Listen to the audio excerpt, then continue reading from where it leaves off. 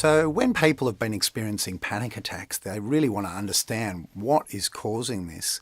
And again, it seems to be a mixture of sort of biological issues, psychological issues, and people's social context.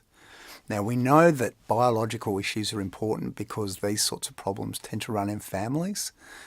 We also know that some medical illnesses, particularly, for example, a problem with the thyroid gland, and the thyroid gland's a gland in your neck that makes a hormone, and the doctor can test for that on a blood test.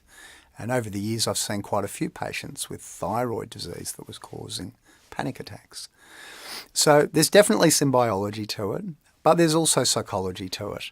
And what tends to happen is that when people start to get that physical rush from the adrenaline, like the rapid heartbeat or the pumping blood, the way they interpret that, their thinking actually causes more problems. So generally their thinking process will go something like, my heart's going quickly, maybe I'm having a heart attack.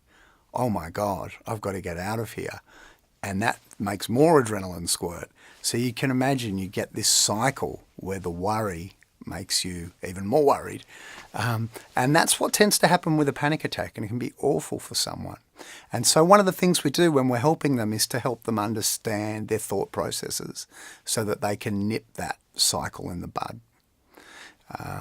The last thing to say is, the social context is also important, and it may be that people have finding themselves in, stressful situations that have actually precipitated the original panic attacks.